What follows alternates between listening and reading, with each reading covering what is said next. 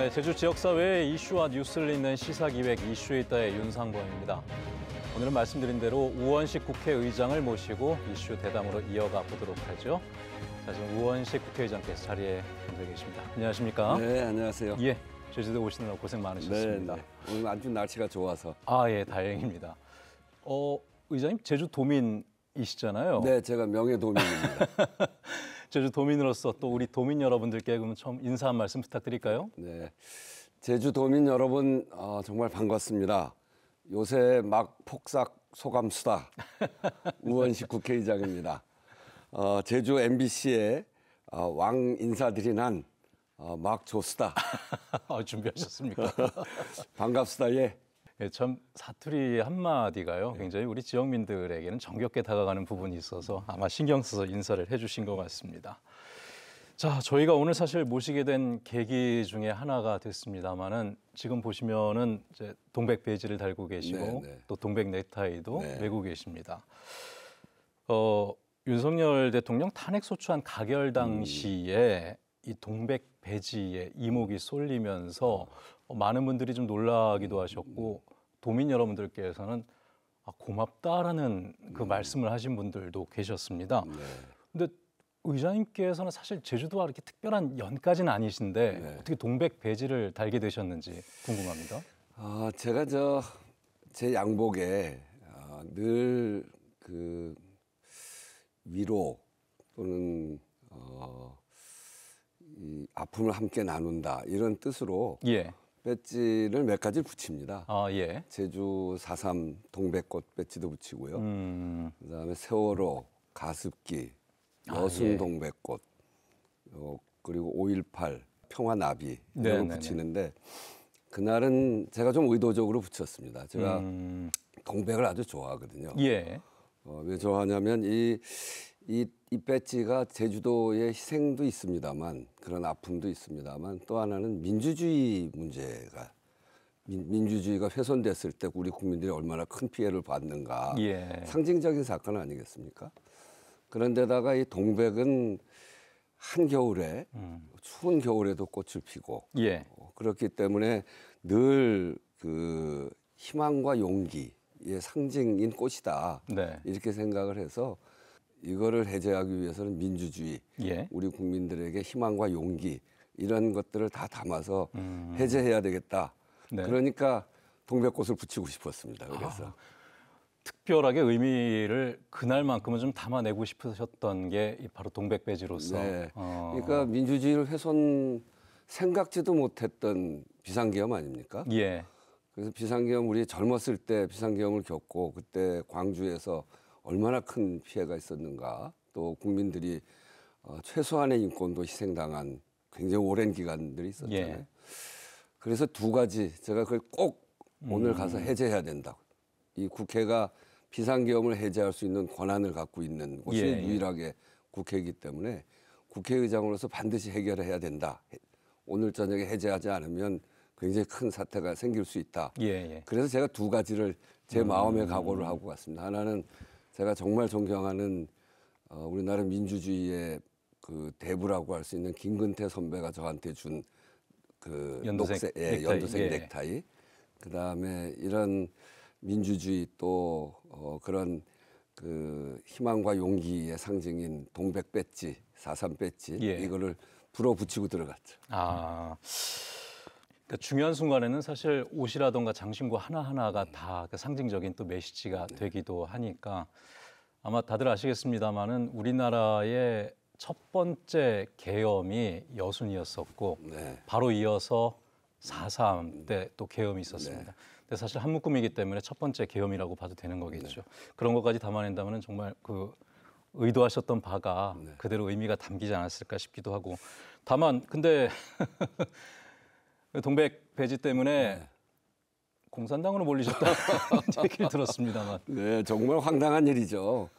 제가 뉴스를 보셔서 아시겠습니다만 지난번 하얼빈에서 있었던 동계 아시안 게임 거기에 초청을 받아서 그 개막식에 참석도 하고 또 중국의 시진핑 지서 우리 이제 그 이런 외교를 담당하고 총괄 그 대한민국의 컨트롤 타워라고 하는 대통령이 지금 유고가 돼 있기 때문에 예.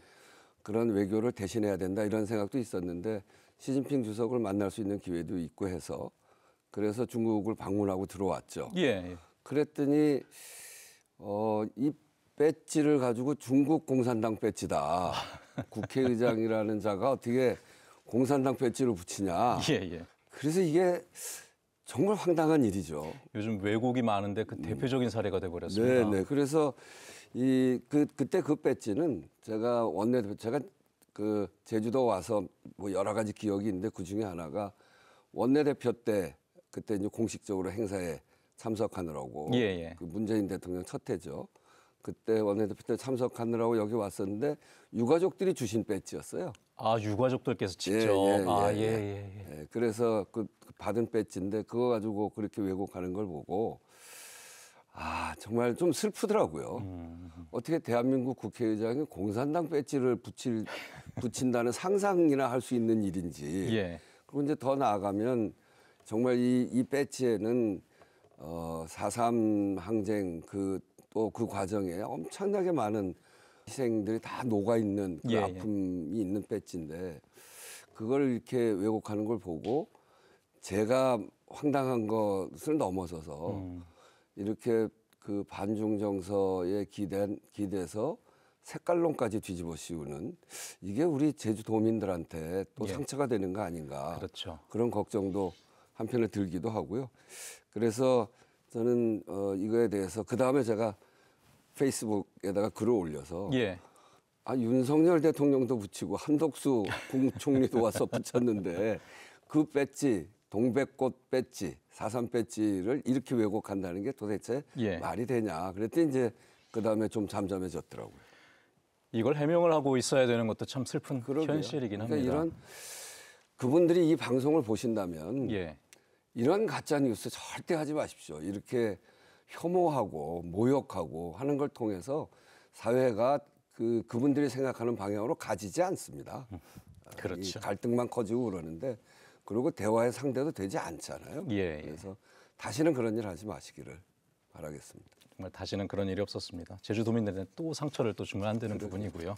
자, 그나저나 제가 이제 다른 지역에서 오신 분들께 한 번씩 물어보게 되는 것이 4.3을 언제 알게 되셨나. 지금 이제 4.3에 대한 의미도 정확히 알고 계시고 또 그것을 좀 더 이제 진보시키기 위해서 노력도 많이 하고 계신 걸로 알고 있는데 사실 예전 우리 세대 또 그 이전 세대는 4.3을 배울 기회가 없었습니다. 의장님은 어떻게 4.3을 처음 접하셨습니까? 저도 잘 몰랐죠. 저희가 대학에 76년에 들어갔으니까 그때 긴급조치 때문에 그러니까 이 박정희 긴급조치 이 독재 군사 독재에 대해서 이건 안 되겠다. 그래서 저항을 해야 되겠다. 이렇게 생각하고 있었는데 4.3 여순 얘기는 좀 뭐 교과서에서 배운 일이니까. 근데 굉장히 무시무시하게 배웠잖아요. 폭동이니 반란이니 그렇게 반란 배웠죠. 뭐 그렇게 배워서 거기는 신경을 쓰지도 못하고. 그러니까 거기는 그 폭동 반란인가 보다 이렇게 교과서에서 배웠으니까 그냥 그렇게 덮어놓고 그걸 누구도 알려주질 않았고 그래서 그 긴급조치 9호 이 박정희 군사독재와도 싸우다가 이제 군대도 가고 전두환 시대는 광주 5.18 1주년 되는 해에 시위도 해서 감옥도 들어가고 그러고 지냈는데 결정적으로 그 껍데기 확 벗겨진 게 현기영 선생의 순이 삼촌입니다. 순이 삼촌 보셨구나. 그걸 보고 며칠 펑펑 울었던 것 같아요. 이게 진짜 우리의 역사인데 이렇게 그 소위 본인의 생각과 다르다고 해서 그거를 정치적으로 이용하고 그래서 그것을 뭐 굉장히 많은 양민들까지 학살하고 이런 국가 공권력의 폭력이 해방 전후사의 과정에 소위 이념이라는 틀을 뒤집어 쓰고 얼마나 많은 악행이 있었는가라고 하는 거를 처음으로 그때 순이 삼촌을 보면서 이거 우리가 진상규명해야 된다. 이거는 넘어서야 된다. 그렇게 생각을 했었습니다. 그 덕분에 현기영 선생님께서 참 고초도 많이 겪으셨었는데 전에 한번 뵀습니다. 그때 그 이후에 굉장히 고초를 많이 겪으시고. 그렇죠. 의장님께서도 그때 사실 금서를 구해서 읽으신 겁니다. 그렇죠. 자, 이제 4.3은 사실 이제는 우리가 정말 기억하고 추념할 수 있는 시간까지 왔습니다. 근데 이번 4.3은 좀 어수선한 분위기. 왜냐하면 나라가 지금 탄핵 정국 속에서 좀 어수선하기 때문에. 근데도요. 예. 좀 어수선해서 그렇긴 한데 저도 이제 사실은 헌법재판소에서 그 이번 금요일로 날짜가 정해지지 않았으면 예. 굉장히 복잡했기 때문에 원래 그렇죠. 오늘 일정이 있었는데 그걸 다 취소했었잖아요. 예, 예. 근데 날짜가 잡히면서 이제 그런 정치적 불안정성은 사실은 좀 해소됐다. 예, 예. 그 결과가 어떻게 날지는 모릅니다만 그래서 오늘도 내려올 수 있었는데 전 특별한 것 같아요. 77주년. 예. 4.3 항쟁 기간이 7년 7개월이잖아요. 예, 예. 그러니까 저는 77주년이 4.3 항쟁의 그 진상을 규명하고 이 피해자들 또 유가족들의 그동안에 쌓여 있었던 예. 그런 그런 고단함을 풀 수 있는 출발선 아니겠나. 예, 예. 그런데도 또 제가 오다가 아주 반가운 소식도 들었어요. 유네스코 세계 기록유산에 예, 예. 4월 9일, 10일이 유네스코 집행위원회가 열리는 날인데 예. 거의 뭐 가능하다. 네네. 그런 이야기를 들어서 77주년, 그러니까 7년 7개월의 4.3 항쟁 기간을 기념하듯이 예. 77주년이 계기가 돼서 이제 좀 4.3 항쟁의 진상규명이 제대로 이루어지는 예, 그런 진정한 출발이 되지 않겠나 그렇게 생각합니다. 굉장히 좀 위로가 되는 말씀인 것 같고요. 사실 유네스코 등재를 위해서 국회 내에서도 많은 분들께서 또 노력을 해주신 걸로 알고 있습니다. 조금 그 현실적인 얘기 좀 해보고 싶은데요. 아까 그 왜곡 얘기 잠깐 배지 하나 갖고도 왜곡이 이렇게 일어나는데, 그러니까 매년 이맘때쯤에는 제주도민들이 추념을 하는 가운데서도 좀 괴로운 일들이 많이 벌어지는 것이 4.3을 왜곡하려는 시도들이 좀 많이 이어지고요. 그 재작년이었었나요? 그때는 사실 제주도민들께서는 서청이라는 이름을 정말 끔찍히 기억하고 있는데 서북청년단. 예, 그 이름을 단 단체가 와서 그러게요. 또 시위를 하기도 했었습니다. 그러니까 이제 자꾸만 이런 왜곡들이 있으니 이렇게 진상규명도 어느 정도 돼가고 있는 마당에 4.4 왜곡과 관련된 것을 처벌하는 것이 어떻겠느냐라는 그 4.3 관련 법안이 현재 국회에 계류 중인 걸로 알고 있습니다. 그래서 이 부분에 대한 의장님 생각도 좀 여쭤보고 싶긴 하거든요. 제주 4.3은 제주도만의 아픈 기억이 아니고 그렇죠. 우리 역사에서 가장 아픈 기억 중에 한 사건입니다. 예. 그래서 그것을 그 아픈 역사, 이 많은 피해자 중에 한 명이라도 내 문제가 해결 안 됐다. 그러면 과거의 역사가 아니라 현재 진행형인 일이거든요. 예, 예. 그래서 그것을 진상규명을 제대로 하고 그리고 그 피해자들, 유가족들이 이제 이만하면 됐다 할 정도까지 이걸 다 밝혀내는 것이 역사의 아픔을 치유하는 방법입니다. 그렇죠. 그런데 그것을 왜곡하고 폄훼하고 그거는 절대로 있어서는 안 되는 일이죠.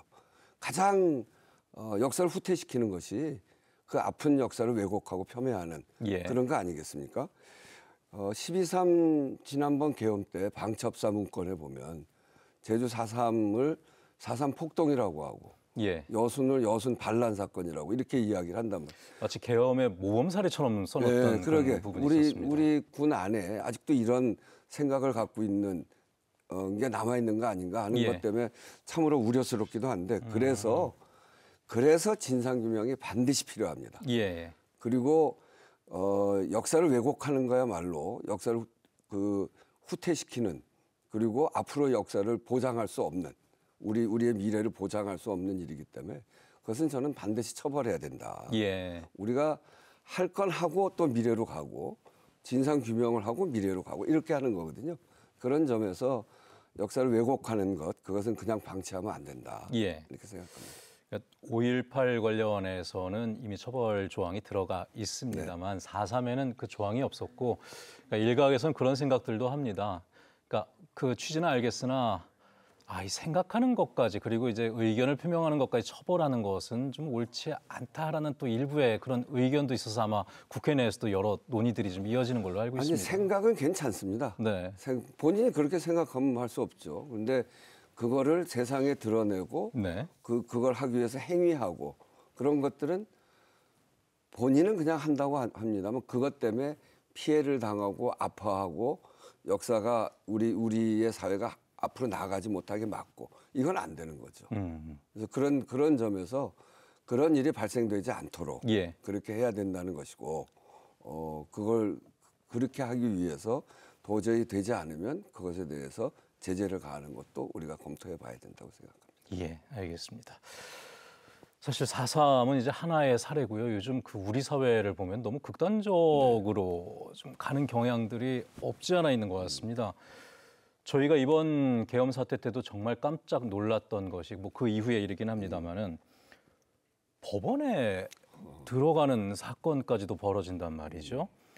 이렇게 극단적이고 폭력적인 방식으로 의견을 표출하고, 그러니까 의견이라고 하기도 참 그렇긴 합니다만은 이런 의견 대립들이 우리 사회에 많이 나타나고 있는데 이거 왜 이렇게 사회가 점점 각박해지고 이렇게 좀 대립이 심해지는 걸까요? 의장님도 한번 많이 생각해 보셨을 것 같긴 합니다.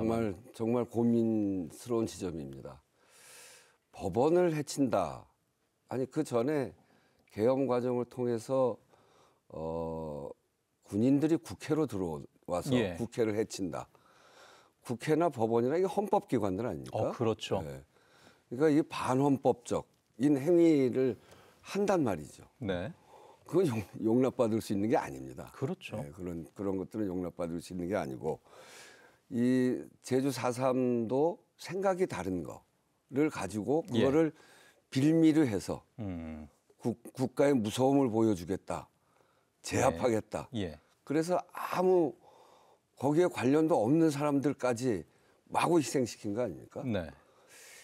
이게 결국은 그런 생각의 차이를 정치의 영역까지로 끌고 온 건데 예. 지금 이제 계엄이나 서부지법 사태나 이게 그런 요소들이 있습니다. 그래서 매우 위험하죠. 예. 그래서 정치하는 사람들, 특히 정치하는 사람들은 이런 위헌적이고 위법적인 예. 이런 일들을 정치의 영역으로 끌어들이면 안 된다라는 점을 분명히 말씀드리고 싶고요. 예. 사실은 이제 국민들의 그런 일은 정치적 활용이라고 하는 측면이 굉장히 강합니다. 예. 이게 그래서 정치가 그렇게 대립하고 위헌적이고 위법적인 일까지를 이용해서 예. 권력을 잡으려고 하는 그런 잘못된 사회적 풍토 또는 시스템 이거를 이제는 좀 바로 잡아야 된다라고 하는 점이 이번 이 과정을 거치면서 저도 아주 깊게 고민하는 부분입니다.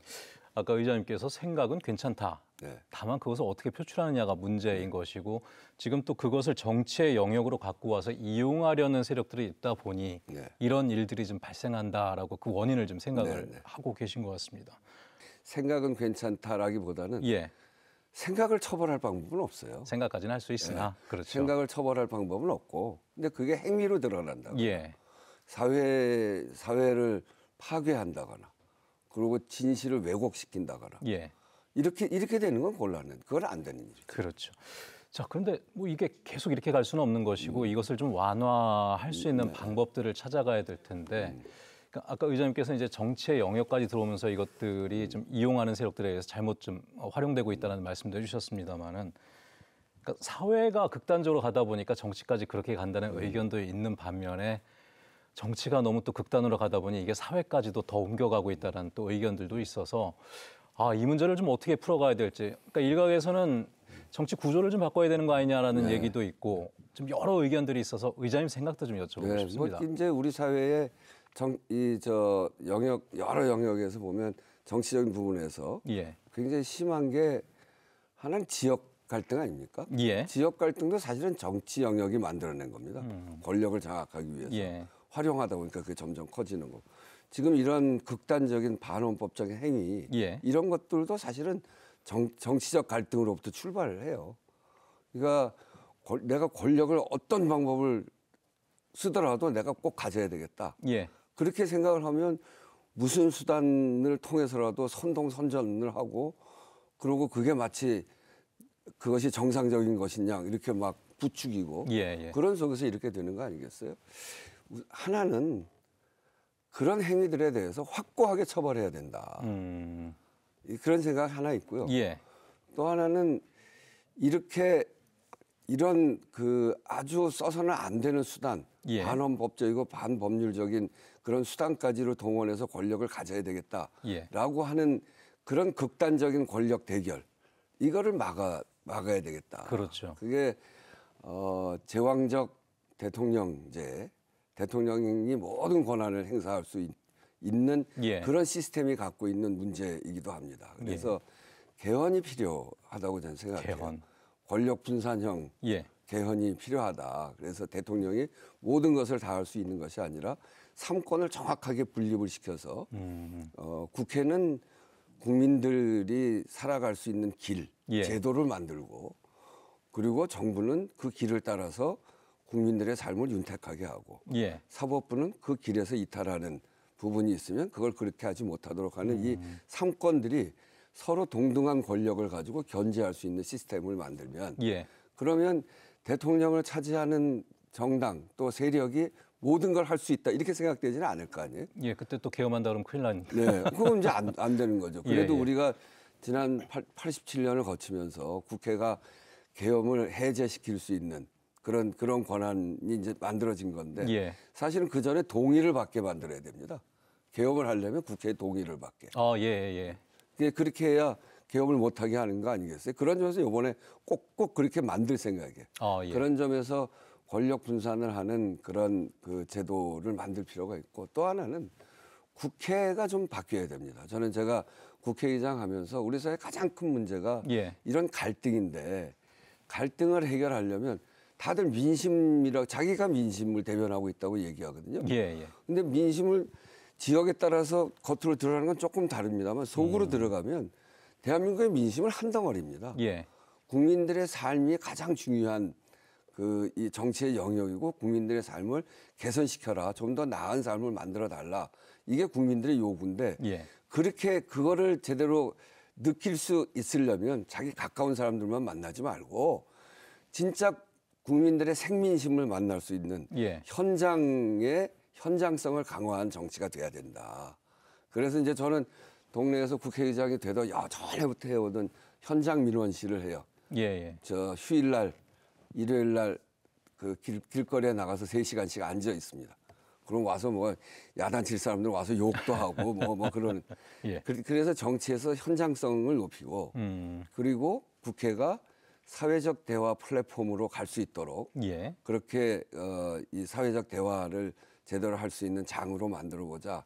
하나는 그런 행위를 한 사람들에 대해서는 엄단하고, 두 번째는 제도를 바꿔서 예. 권력이 한쪽으로 너무 집중되지 않도록 만들어주고, 세 번째는 국회가 현장성을 강화하고 사회적 대화의 플랫폼으로 역할을 할 수 있도록 국회 안의 시스템을 좀 바꾸는, 이런 것들을 좀 해봐야 되겠다 하는 생각을 가지고 있습니다. 사실 국회라는 곳이 각각의 헌법기관들이기 때문에 그 개인들의 생각을 다 통제할 수는 없겠으나 뭐 그런 쪽으로 이제 유도하는 부분도 있고, 사실 그런 것들을 만들어가는 것은 이제 우리 민주주의 체제에서는 결국 제도로서 만들어가는 거니까, 이제 이번 기회를 통해서 개헌을 해서 그 부분들을 좀 바꿔 나가고 싶다. 왜냐하면 뭐 제도라는 것은 여러 가지로 만들 수 있는 거니까 선택할 수 있는 것이고, 다만 분권화를 통해서 권력이 집중되지 않도록 하겠다는 부분에 대해서는 굉장히 좀 강력한 의지를 갖고 계신 것 같습니다. 저는 이제 우리 헌법이 87년 개헌을 하고 그 다음에 못했거든요. 그렇죠.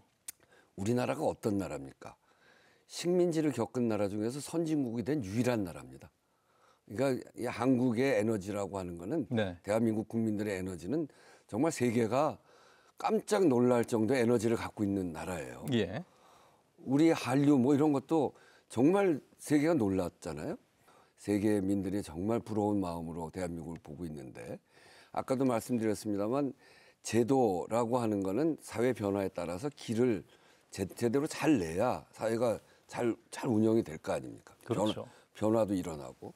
근데 우리가 그 제도 길 중에 가장 큰 대로가 헌법이라는 길이란 말이에요. 예. 그런 제도인데 87년 개헌하고 2025년까지, 그러니까 37년 동안 사회가 이 식민지 후진국에서 선진국으로 엄청난 변화를 하는 가장 중요한 변화의 시기가 이 최근 한 40년 정도 그 변화인데 길을 내지 못했어요. 그렇죠. 과거의 시스템 그대로 갖고 있는 겁니다. 그러다 보니까 지역의 불균형 문제, 저출산 문제, 뭐 양극화 문제 이런 문제가 하나도 제대로 치유가 안 되고 길을 만들지 못하고 거기에다가 대통령 권력이 집중돼 있고 이런 문제들을 갖고 있기 때문에 우리 사회의 이 갈등이 이렇게 커지는 그런 요인이라고 생각합니다. 헌법 개정도 참 여러 번 시도는 했었는데 이것도 이제 정치권의 극단의 대립 속에서 좀 안 돼 왔던 부분도 있습니다만은 위기가 기회라는 말도 있으니까요. 이번에 또 그 부분들이 국민적인 좀 공감대를 얻으면서 같이 추진이 됐으면 좋겠다는 생각이 듭니다. 그렇게 해야죠.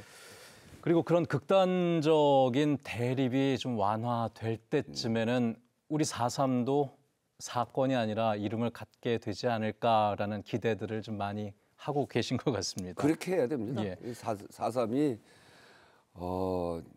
국가 폭력에 의해서 희생당한 양민들의 대량 예. 집단 학살 아닙니까? 그리고 또 한편으로는 이승만 독재에 대한 저항이라고 하는 면도 있고 그래서 그런 성격을 잘 밝히고 또 양민 학살의 진상 규명을 제대로 좀 하고 그래서 정말 그 몇십 년 동안 지금 77년이 됐는데 아직도 부족하다 이런 거 아닙니까? 그리고 그거를 제대로 특별법을 만들어서 한 게 99년이니까 그때 시작이니까 그게 얼마나 오랫동안 그냥 묻혀 있었습니까? 말도 못하고. 제가 아까 처음에 인터뷰 초반에 사실 좀 깜짝 놀랐었는데 의장님께서 4.3 항쟁이라는 표현을 쓰셨거든요. 물론 지금은 정립된 개념은 없습니다만 사건에 좀 머물러 있긴 한데 이게 좀 대립 때문에 사실 이것도 합의가 안 돼서 사건에 머물러 있는 거 아니겠습니까? 그러니까 의장님께서는 아마 이 부분에는 항쟁적인 성격도 좀 담겨 있는 것 같다는 생각을 하시는 것 같습니다. 다 합치는 거죠. 예. 그런 점에서 이승만 독재에 대해서 저항했던 부분도 하나 있고 또 학살이 낳은 그런 저항도 있고 또 그런 것이 없었음에도 불구하고 무조건 학살된 부분도 굉장히 넓고 그래서 다 합쳐서 4.3 사건 이렇게 넓게는 그렇게 통칭을 하는데 그런 요소들이 다 있기 때문에 그런 점들을 다 밝혀야 된다는 겁니다. 그래서 4.3의 정확한 사건 성격도 밝히고 또 피해 정도도 밝히고 하나하나 학살 현장에 대해서 또 그 억울함에 대해서도 밝히고 거기에 맞는 보상과 또 기념과 이런 것들을 제대로 해 나가야 되는 거죠. 하여튼 제일 중요한 거는 잊혀지지 않는 겁니다. 지금도 보상이 이루어지고 있기 때문에 이제 그럼 정리가 다 된 거냐라고 생각하실 수도 있는데 사실 아직 이름을 갖지 못했다는 것은 정리가 안 돼 있다는 얘기니까요. 그 부분에 있어서도 앞으로 사실 국회에서의 역할도 굉장히 클 거라고 생각하고 또 명예도민이시니까 아마 많이 관심 가져주실 거라 생각합니다. 여기 세 분의 국회의원들이 제주도 세 분의 국회의원 그리고 또 조국혁신당의 비례의원입니다만 제주도 출신의 정춘생 의원 이렇게 네 분이 법을 7개를 발의해 놨어요. 그래서 그 7개 법 안에 여러 요소들이 다 담아지고 있기 때문에 77주년의 이 4.3 그 추념식을 계기로 국회에서도 좀 더 정신 차리고 이런 4.3의 진상 규명을 위해서 법안 통과시킬 거를 더 적극적으로 해야 되겠다. 알겠습니다. 참 그 제주 출신 의원이 한 분 더 계신데 부승찬 의원. 부승찬 의원. 본인 이름 언급 안 했다고 섭섭해하실 것 같아서. 부승찬 의원님 미안합니다.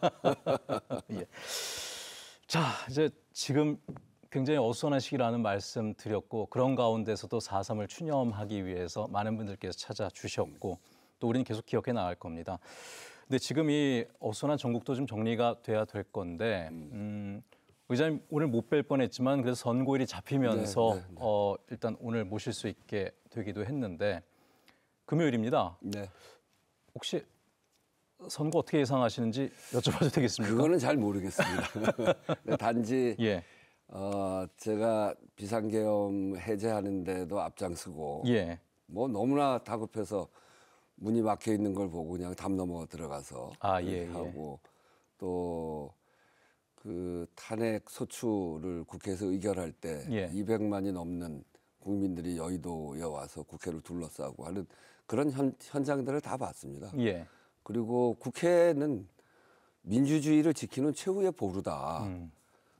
국회가 민주주의를 지켜야 되는 거죠. 그 국회가 지키지 못하면 예. 국민들이 희생되고 국민들이 전면에 나서서 이 비상계엄 주체들하고 부닥쳐야 되니까 그런 과정에서 유혈 사태가 생길 수 있어서 비상계엄 해제의 권한, 헌법적 권한을 갖고 있는 국회가 문제를 풀어야 되는 민주주의 최후의 보루로서의 역할을 예. 다 해야 된다. 이렇게 생각을 하고 있기 때문에 이번 금요일 그 헌법재판소의 판결을 통해서 예. 저는 헌법 질서가 유지되고 법치주의가 안착될 수 있도록 그렇게 그것이 계기가 됐으면 좋겠다 하는 희망을 가지고 있죠. 예. 사실 아직 선고 전이라 좀 언론적인 얘기밖에는 못하는 부분들이 분명히 있습니다만은 그동안 왜 이렇게 선고가 늦어지냐 하면서 좀 많이 불안해하셨던 분들도 계시고 의장님께서도 계속 좀 독촉을 하셨던 것도 좀 잘 알고 있습니다. 지금 사회적 혼란이 굉장히 좀 큰 부분이잖아요. 그러니까 이게 또 우리 사회의 한 그동안 생각지 못했던 시스템의 문제를 드러낸 것이 아니냐라는 의견들도 있어서 헌법재판관 9명, 지금 뭐 8분밖에 안 계십니다만은 8분이 이 나라의 운명을 좌지우지할 수 있다는 거에 대해서 또 걱정하는 목소리도 일부 나오고 있습니다. 아까 그 개헌 얘기하신 부분에 이런 것도 좀 포함될 수 있을까? 앞으로 이 부분도 좀 바뀌어야 되지 않을까라는 그 의견들도 있어서 이것도 한번 좀 여쭤볼까요? 예, 그러니까 그건 이제 우리 사회가 이번에 이걸 보면서 예. 우리가 고민해야 됩니다. 저는 이제 87년 때 비로소 대통령 직선을 하는 예. 그런 과정을 거치면서 헌법재판소를 그때 만들어 놨잖아요. 그래서 이 헌법의 해석과 또 이런 문제들에 대해서 정말 엄정하게 오직 헌법에 의해서 해달라 이런 요구를 했는데 요번 이제 거치면서 재판관의 그 본인의 성향 예. 이런 거에 따라서 너무 좌지우지하는 거 아니냐라고 하는 사회적 비판도 상당히 생겼죠. 그렇죠. 예, 그래서 그런 문제 제기가 충분히 있을 수 있다고 보고 하여튼 이 문제는 우리 사회가 이번 과정에 함께 고민하고 풀어야 될 숙제라고 봅니다. 그렇죠. 이번 사태가 사실 우리에게 준 교훈이 있습니다. 설마 이런 일이 일어날까라고 생각하고 아마 그 당시 헌법을 만들었던 것 같긴 한데 설마 했던 일이 진짜 일어나 버리니까요. 네, 너무 요번에 보니까 우리 헌법에 예. 비어 있는 구석이 너무 많고요. 그렇죠. 그리고 그 비어 있는 구석이 아주 또 적절하게 활용되기도 하고 그래서 저도 굉장히 어려웠습니다. 예.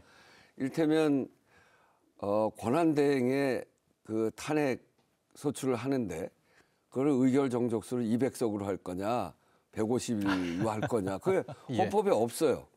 그리고 권한대행의 네. 탄핵을 의결 소추를 해본 적이 없고요. 탄핵 소추를 해본 적이 없어요. 생각도 못했던 부분이었죠, 사실은. 그래서 제가 굉장히 고민을 하다가 그래도 이 국회의장이 뭘 틀리게 하면 안 되잖아요. 그래서 이걸 어떻게 처리할까? 뭐 헌법에 뭐가 있어야죠. 사례도 없고.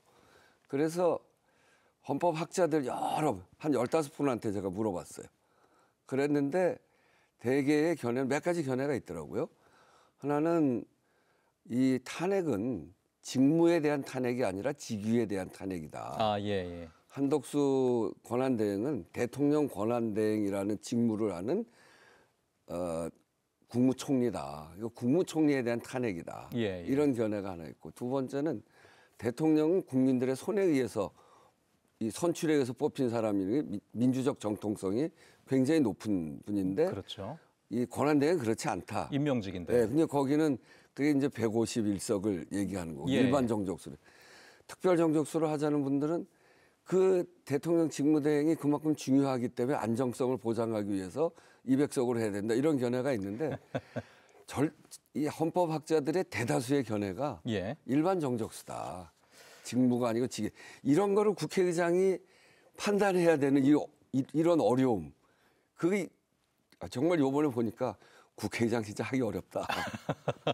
그래서 이 헌법에 대한 해석 이런 것들도 좀 더 면밀하게 꼼꼼하게 구멍이 없도록 그렇게 잘 만들어놔야 되겠다는 생각도 했습니다. 참 법적 해석이 굉장히 중요한 부분이긴 한데 그 지켜보고 있는 국민들은 속이 타들어갔었으니까요. 그러니까 그러니까 점점 법이 세분화될 수밖에 없는 좀 안타까운 부분도 분명히 이게 원래는 있습니다. 예. 법이 다 그렇게 꼼꼼하게 그렇게 정할 수가 없거든요. 예.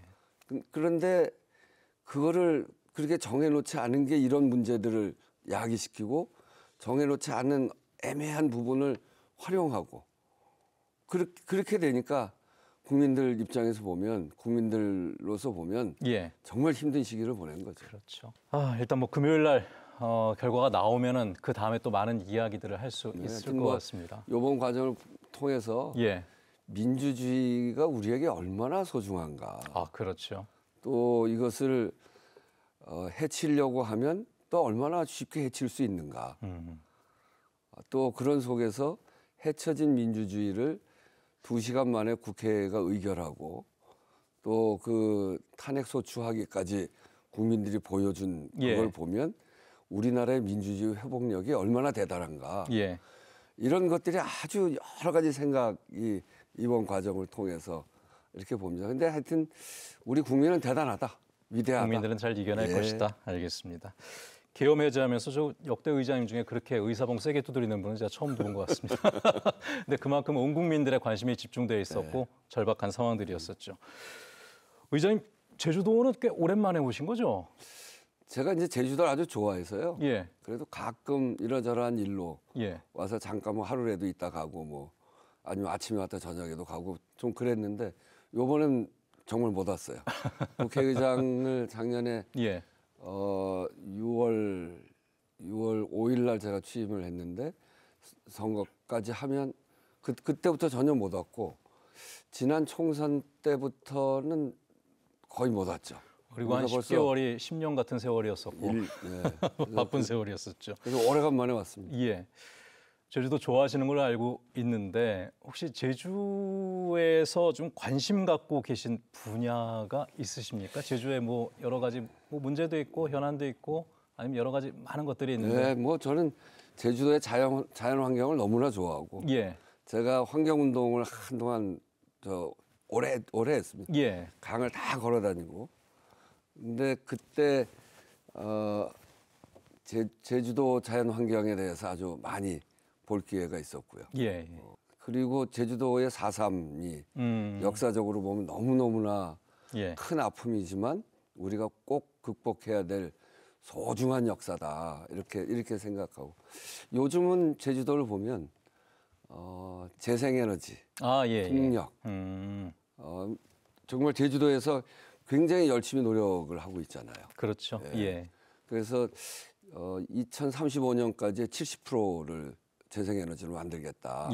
저는 앞으로 우리나라가 나아가야 될 길이 이 재생에너지로 우리 미래 산업을 만들어가야 된다고 생각합니다. 그거는 제주도가 지금 앞장서서 가고 있는데 이 대한민국 전체가 그렇게 가지 않으면 지구를 살리는 것도 지구를 살리는 일이지만 우리가 소위 아리백 이렇게 해서 이 재생에너지를 얼마큼 갖고 있느냐 이거에 따라서 그게 무역 장벽이 되기도 하거든요. 그런 점에서 보면 앞서 나가고 있는 2035년 70% 목표로 재생에너지를 설치하겠다고 하는 제주도의 이 정책 이걸 제가 아주 눈여겨보고 있고 오영훈 지사가 그 일을 위해서 아주 굉장히 열심히 뛰고 있는 거여서 제가 많이 돕기도 하고 그러고 있습니다. 저도 국회에서 기후 국회 하자 이렇게 하고 있고 국회 안에 건물들에 대해서 소위 에너지 제로로 만들어 보자 하는 계획하에 이제 여러 가지 시설도 설치하고 세종 국회의사당 새로 만드는데 그거는 세계의 아주 기후 위기에 대응하는 기후 국회의 상징적인 건물을 만들어 보자 하고 지금 설계를 준비하고 있습니다. 그래서 저도 거기에 아주 관심이 많습니다. 환경에 관심 많으신 건 알고 있었는데 제주도 재생에너지 정책도 다 좀 보고 계시고 앞으로 또 그 부분도 좀 눈여겨보시겠다는 말씀도 해주셨습니다.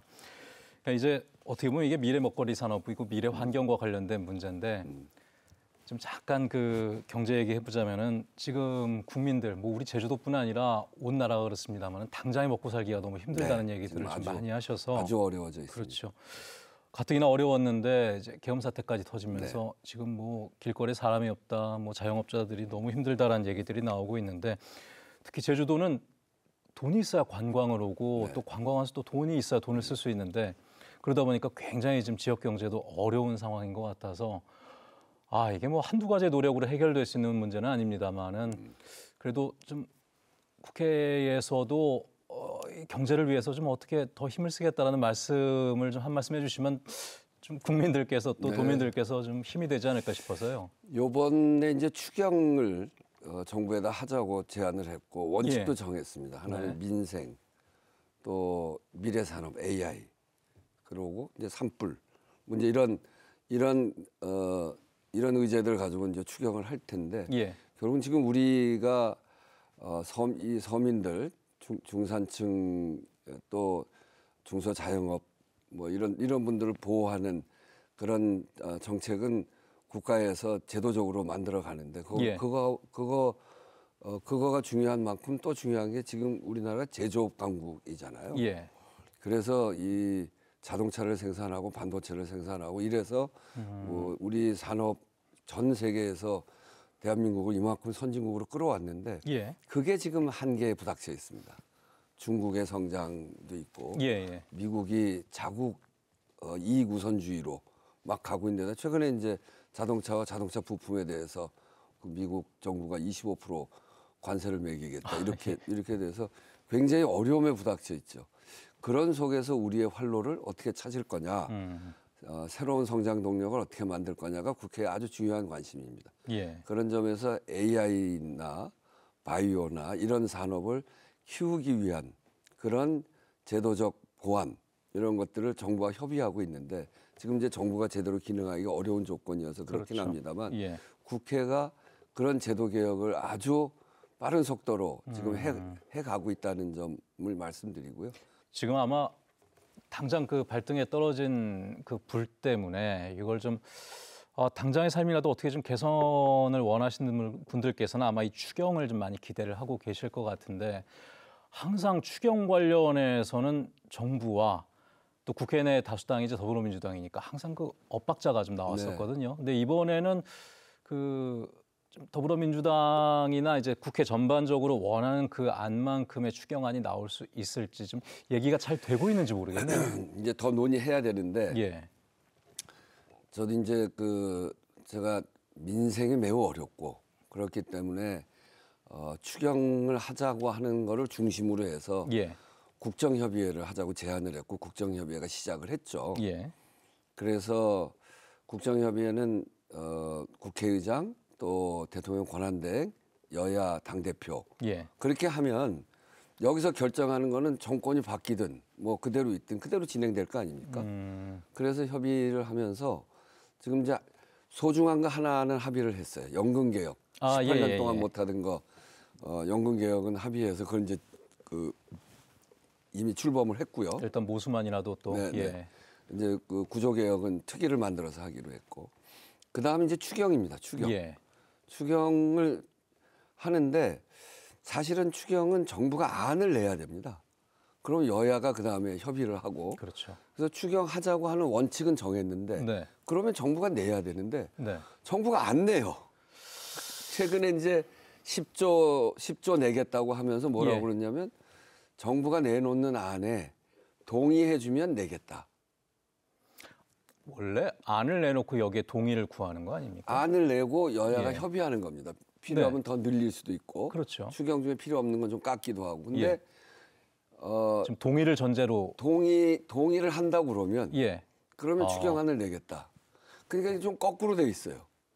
그래서 참 지금 우리 민생이 뭐 IMF 뭐 코로나 이때하고 비교할 수 없을 정도로 국민들이 옛날식의 표현을 하면 도탄에 빠져 있는데 거기에다 비상계엄까지 있어가지고 사람들이 주머니를 그냥 지갑을 다 닫아버렸단 말이에요.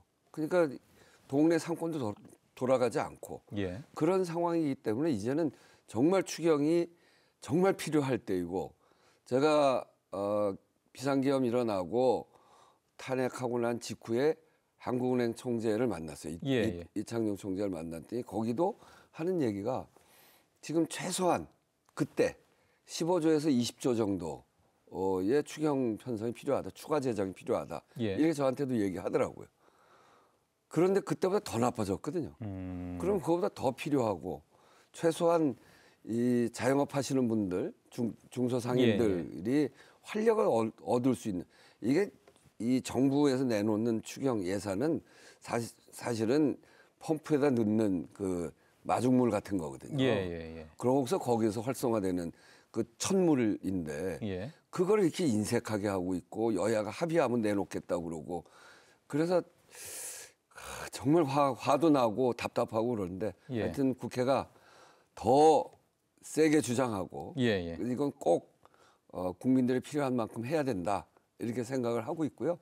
화 더 내실 일이 좀 없었으면 좋겠는데. 네, 요즘 뭐 의장님 뭐 오랜만에 제주도도 오셨고 저희가 또 4.3을 맞이해서 또 추념식 참석과 관련해서 오셨기 때문에 관련해서 여쭤보고 싶은 것들이 여러 가지 있었습니다. 한번 좀 쭉 여쭤봤고 어느덧 이야기를 좀 마칠 시간이긴 한데요. 끝으로 오랜만에 제주도를 방문한 제주도민으로서 제주도민과 4.3 유족분들께 마지막 인사 말씀 드리면서 이 시간 마무리하도록 하겠습니다. 국회의장으로서는 4.3 추념식에 처음 참석하는 거라고 그래요. 저는 그런가? 맞습니다. 처음이라고 그러더라고요. 그런데다가 오영훈 지사가 꼭 와서 추념사를 해달라.